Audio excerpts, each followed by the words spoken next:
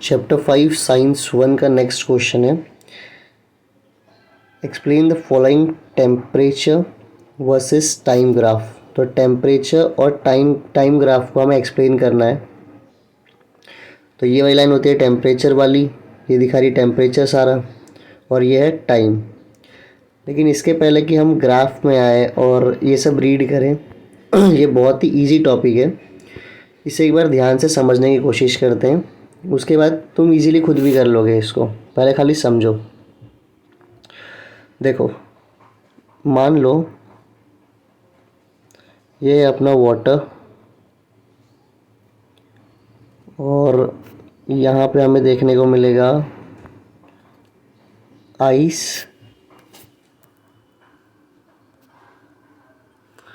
और यहाँ पे देख लो है, यहाँ पे मान लो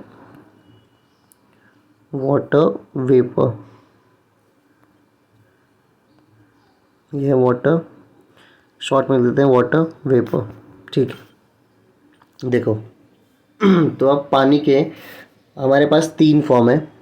पहला है आइस, दूसरा है वाटर और तीसरा है वाटर वेपर। अब तीनों तुमने अपनी ज़िंदगी में देखा ही होगा, आइस भी, वाटर भी और वाटर वेपर भी। तो पहली चीज़ तो कि इसको समझना बहुत इजी चीज़ है। अब वो कैसे समझना है वो देखते हैं। तो सबसे पहली चीज़ हमारे पास क्या है, आइस, फिर क्या है वाटर, और फिर क्या है वाटर वेपर। यहाँ ही समझ जाएंगे, फिर ग्राफ और वो सब बहुत इजी होता है। अब देखो, आइस से हम पहले आएंगे वाटर पे, मतलब जो लिक्विड स्टेट हो गया, और वाटर से फिर आ जाएंगे हम वाटर वेपर पे। अगर ध्यान दो तो आइस जो है वो पानी का सॉलिड फॉर्म है, जो आइस हो गया वो कौन सा हो गया, सॉलिड फॉर्म। वाटर जो है वो कौन सा फॉर्म हो गया, लिक्विड फॉर्म। और वाटर वेपर जो है ये कौन सा हो गया, गैशियस फॉर्म। ठीक है, आइस पानी का कौन सा फॉर्म हो गया, सॉलिड फॉर्म। वाटर कौन सा फॉर्म हो गया, लिक्विड फॉर्म। और वाटर वेपर कौन सा फॉर्म हो गया, गैशियस फॉर्म। यहाँ तक समझ में आया। अब हम देखते हैं कि आइस वाटर में कैसे बदलता है और उस समय क्या होता है। अब देखो, मान लो ये पूरा आइस है, ठीक है, बहुत आराम से समझो इसको। अब तुम्हें मालूम होगा ना, हर चीज़ के अंदर ना, जैसे वाटर के अंदर मॉलिक्यूल्स होते हैं।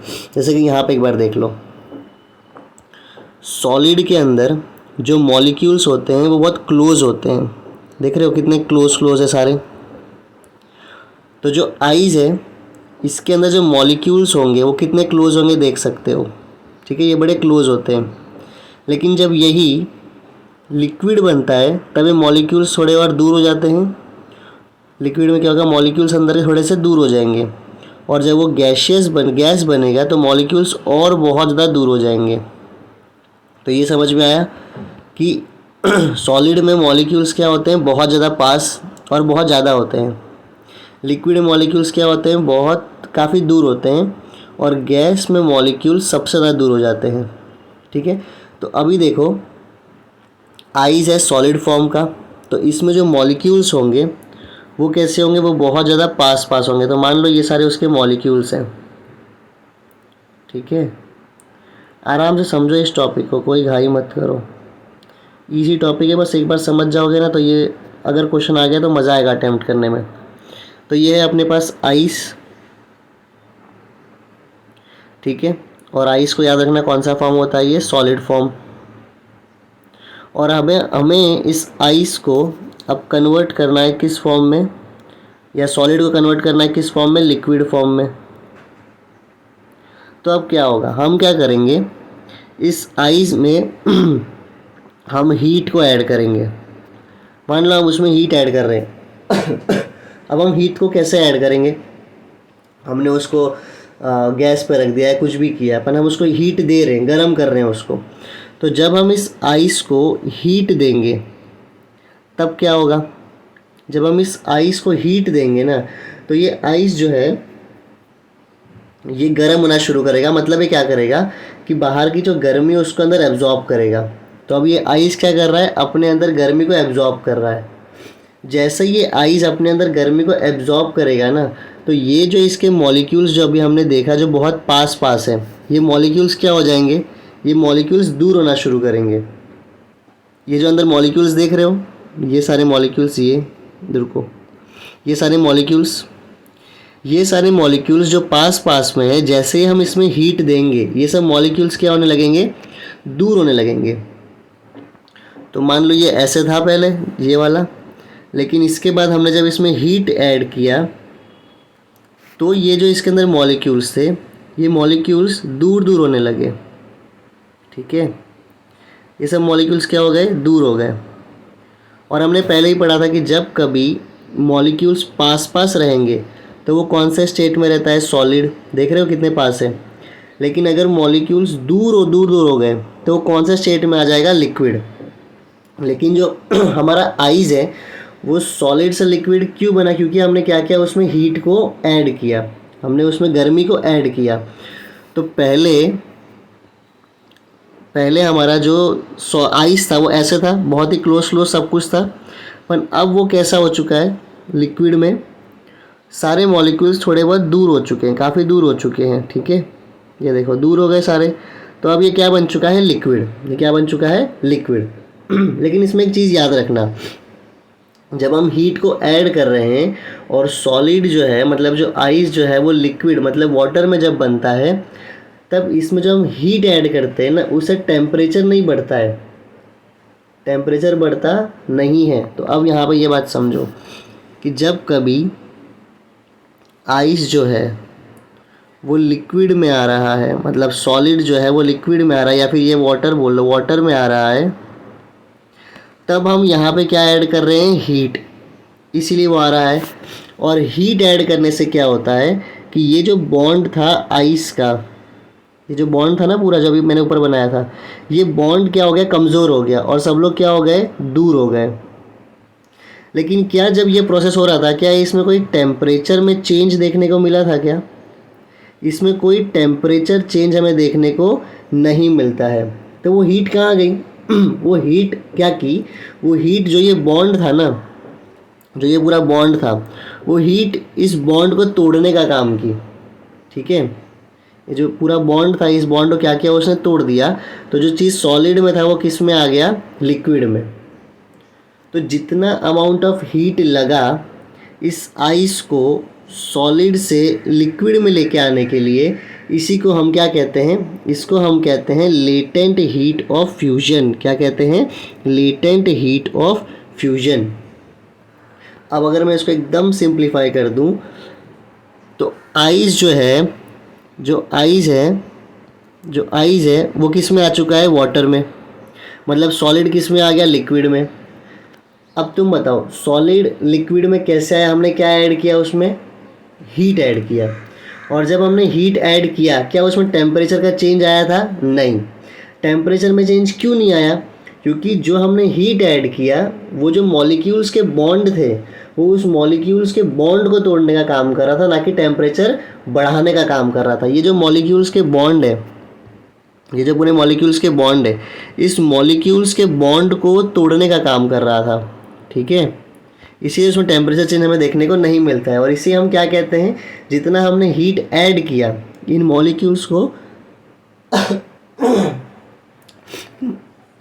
इन मॉलिक्यूल्स को तोड़ने के लिए, उसी को हम क्या कहते हैं, उसे हम कहते हैं लेटेंट हीट ऑफ फ्यूजन। तो याद रखना, अब एक और बार इसको कर लो ताकि ये पूरा ही हो जाए। कई बार बहुत बार रिपीट करता हूँ, पर स्टिल सुन लिया करो, याद आ जाएगा। आइस से वो किस में आ गया, वाटर में। मतलब सॉलिड से किस में आ गया, सॉलिड से आ गया वो लिक्विड में। इसके लिए क्या ऐड करते हैं हम लोग, इसके लिए हम ऐड करते हैं हीट को। क्या ऐड करते हैं, हीट को। ये हीट क्या करता है, वो मॉलिक्यूल्स के बॉन्ड को तोड़ता है, बॉन्ड को क्या करेगा, ब्रेक कर देगा। ठीक है, बॉन्ड को ब्रेक करने का काम करता है। और क्या इसमें कोई टेम्परेचर चेंज हमें देखने को मिलता है क्या, कोई टेम्परेचर चेंज यहाँ पे हमें देखने को नहीं मिलता है। तो ये हीट क्या काम करती है, बॉन्ड को तोड़ने का काम करती है। और इससे ही कितना अमाउंट ऑफ हीट लगा इस बॉन्ड को तोड़ने में, उसे हम क्या कहते हैं, लेटेंट हीट ऑफ फ्यूजन। क्या यहाँ तक बात क्लियर है, समझ में आई? ठीक है, अब एक बार इसको देखो, रीड कर लो। अब देखो यहाँ पे क्या लिखा हुआ है, in the given graph line A B represent conversion of ice into water at constant temperature. तो अगर तुम इस ग्राफ को देखोगे, मुझे नहीं पता कि ये ग्राफ क्लियर है या नहीं, अगर ना हो तो टेक्स्ट बुक खोल के रखना। अगर तुम ये ग्राफ ध्यान से देखोगे तो ए से लेके बी तक, ए से लेके बी तक क्या हो रहा है, आइस किस में कन्वर्ट हो रहा है, वाटर में। क्या टेम्परेचर में हमें चेंज देखने को मिल रहा है? ए से लेके बी तक देखो कोई लाइन ही नहीं है टेम्परेचर के लिए, वो यहाँ से शुरू हुई है, पर इसके पहले हमें कुछ देखने को नहीं मिल रहा है। तो ए से लेके बी तक हमारा क्या हो रहा है, आइस किस में आ रहा है, लिक्विड में, लेकिन टेम्परेचर क्या है, कांस्टेंट, मतलब कोई टेम्परेचर चेंज हो नहीं रहा है। ठीक है, आगे देखते हैं।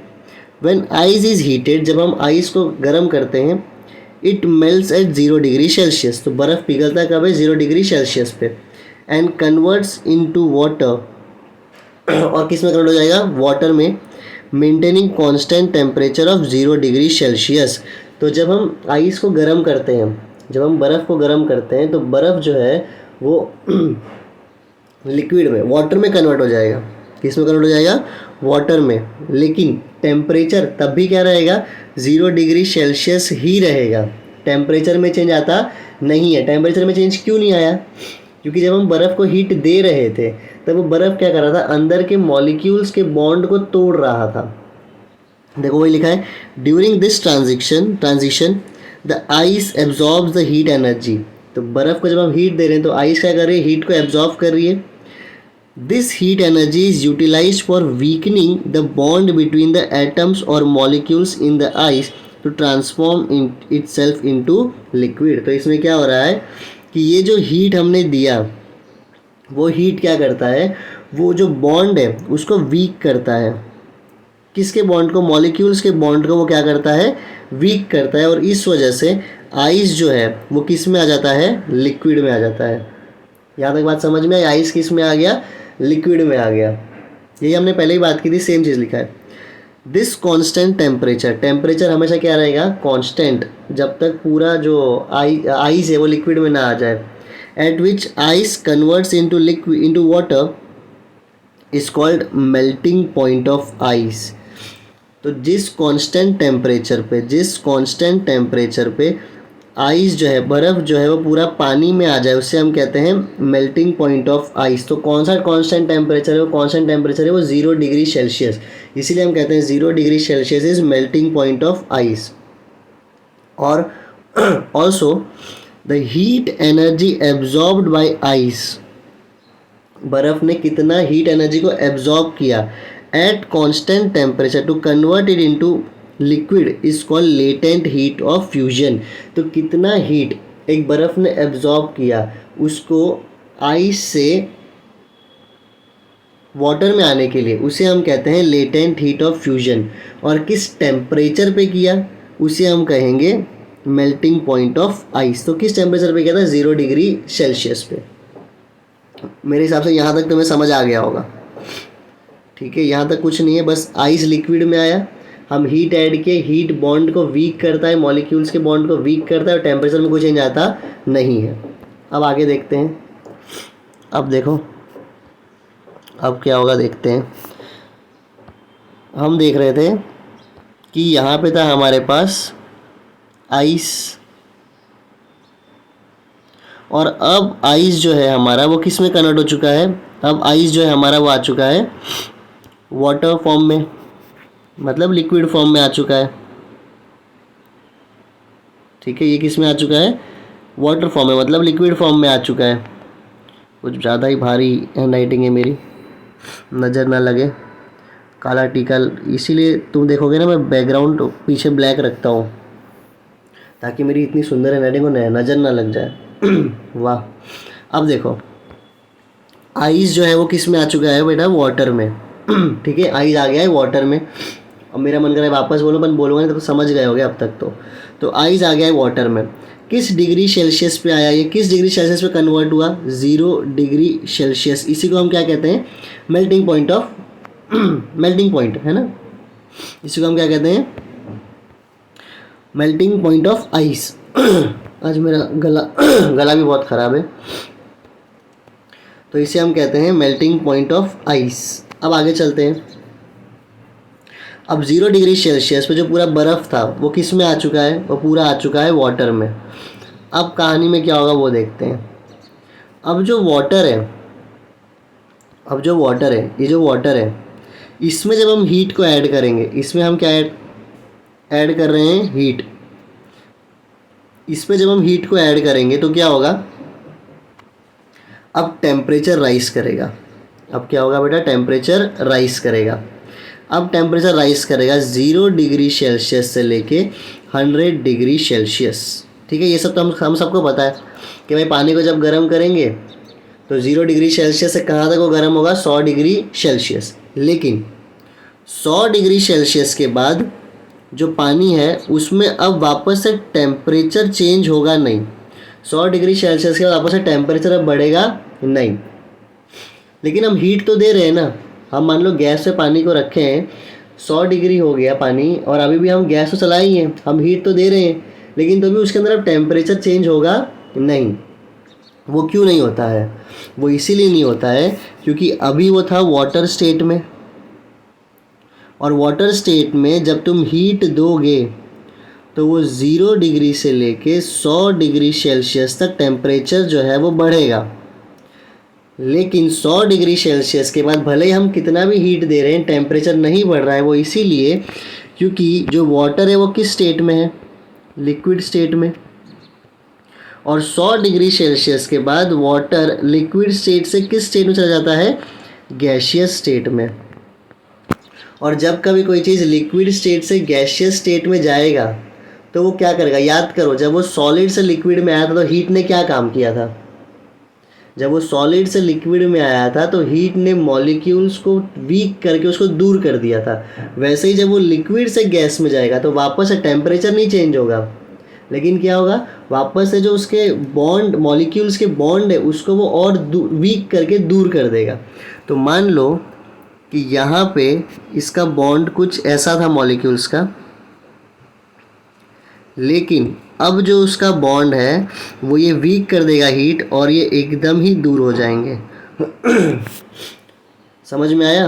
अब क्या हो रहा है, अब वापस से जो वहीं हुआ था सॉलिड से लिक्विड आने के सॉलिड से लिक्विड में आने के लिए सॉलिड से लिक्विड में आने के लिए क्या हुआ था, सॉलिड से लिक्विड में आने के लिए जो बॉन्ड था उसको उसने वीक किया था और टेम्परेचर में कोई चेंज किया नहीं था। वैसे ही लिक्विड से गैस में जाने के लिए वो टेम्परेचर में कोई चेंज करेगा नहीं, वो खाली क्या करेगा, बॉन्ड को वीक करेगा। अब तुम इस बात को समझ जाओ, ये है सॉलिड, ये है लिक्विड, और ये है गैस।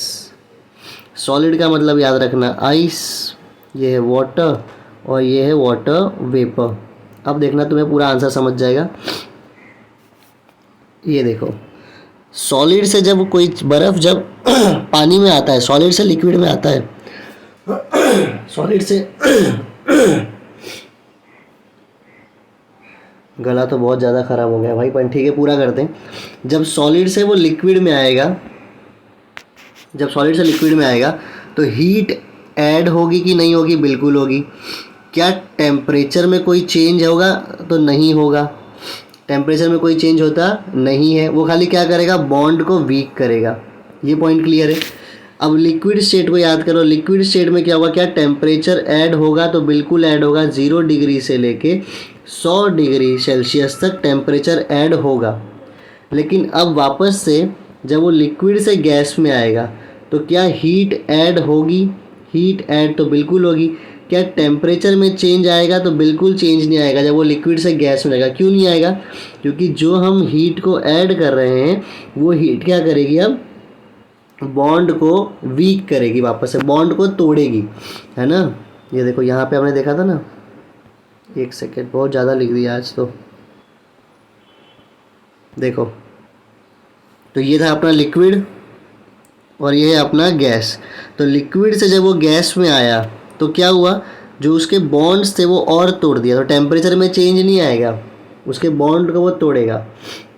अब ये देखो, ये जब लिक्विड से गैस में आता है, जो उसने हीट ऐड किया, तो कितना अमाउंट ऑफ हीट ऐड किया लिक्विड से गैस में आने के लिए, उसे हम कहते हैं लेटेंट हीट ऑफ वेपराइजेशन। क्या कहते हैं? Latent heat of vaporisation. अब काफ़ी बार इसको पढ़ लिए, समझ गए हो गया। अब एक बार रीड करते हैं फटाफट। अब देखो ये क्या बोल रहा है, ये बोल रहा है line BC in the graph represent rise in temperature of water from 0 degree Celsius to 100 degree Celsius. तो ये जो लाइन BC है, ये जो लाइन BC है, ये बताता है कि टेम्परेचर में अब राइज हो रहा है कहाँ से लेके कहाँ तक, 0 डिग्री से लेके 100 डिग्री सेल्सियस तक। ये मैंने बताया था अभी। Once all the ice is transformed into water, एक बार जो पूरा बर्फ़ है वो पानी में आ जाए, the temperature of water start rising, फिर टेम्परेचर जो पानी का है वो बढ़ना शुरू हो जाता है। कब तक बढ़ेगा? It increases up to 100 degree Celsius. तो कब तक बढ़ता है वो? 100 डिग्री सेल्सियस तक। The heat energy is absorbed by water. तो वाटर क्या करता है? अब हीट एनर्जी को एब्जॉर्ब कर रहा है at this temperature and is use to break the bond between the molecules of the liquid and convert the liquid into gas। तो अब क्या हो रहा है कि 100 डिग्री तक तो टेम्परेचर राइज करेगा और 100 डिग्री के बाद जो पानी है वो हीट को एब्जॉर्ब करेगा और अब लिक्विड को किस में चेंज कर देगा? वो गैसियस में, बॉन्ड को वीक करके। Therefore even though heat energy is supplied to water, इसीलिए भले ही हम हीट एनर्जी सप्लाई करें वाटर को 100 डिग्री के बाद, टेम्परेचर डजेंट राइज, टेम्परेचर बढ़ता नहीं है। दस during transformation from liquid phase two gaseous phase, इसीलिए जब लिक्विड से वो गैसियस फेज में आता है, heat energy is absorb by liquid. तो लिक्विड क्या करता है? हीट एनर्जी को एब्जॉर्ब कर लेता है, but temperature does not change, पर टेम्परेचर में कोई चेंज आता नहीं है। अब जिस टेम्परेचर पे, the constant temperature at which the liquid transform into gaseous state, तो जिस कांस्टेंट टेम्परेचर है मतलब 100 डिग्री सेल्सियस पे जो लिक्विड कन्वर्ट हो जाता है गैसियस में, उसे हम कहते हैं बॉइलिंग पॉइंट ऑफ वाटर। और कितना अमाउंट ऑफ हीट लिया, कितना अमाउंट ऑफ हीट को एब्जॉर्ब किया, the heat energy absorbed eight constant temperature during transformation of liquid into gas is called latent heat of vaporization। तो कितना हीट एनर्जी उसने absorb किया अपने लिक्विड से गैस में आने के लिए, उसे हम क्या कहते हैं? Latent heat of vaporisation. तो आई होप समझ आया हो। हालांकि थोड़ा सा ये कितने मिनट का हो गया, ये 23 मिनट का भी हो गया और साथ में बहुत बार मेरा गला ख़राब है। स्टिल रिपीट क्या ही करना है, देखो बड़ा सिंपल सा था कि सॉलिड से भाई जब वो लिक्विड में आएगा तो हीट ऐड होगा और टेम्परेचर राइज नहीं होगा क्योंकि बॉन्ड को तोड़ रहा है। जब वो लिक्विड में है तो 0 से लेकर 100 तक का टेम्परेचर राइज देखने को मिलेगा और जब वापस से वो गैसियस में आएगा तो वापस से टेम्परेचर राइज देखने को नहीं मिलेगा क्योंकि जो हमने हीट ऐड किया वो बॉन्ड को तोड़ रहा है। तो एक बार ये वापस से रीड कर लेना और गला ख़राब के लिए सॉरी, पर ठीक है। चलो एक बार रीड कर लेना।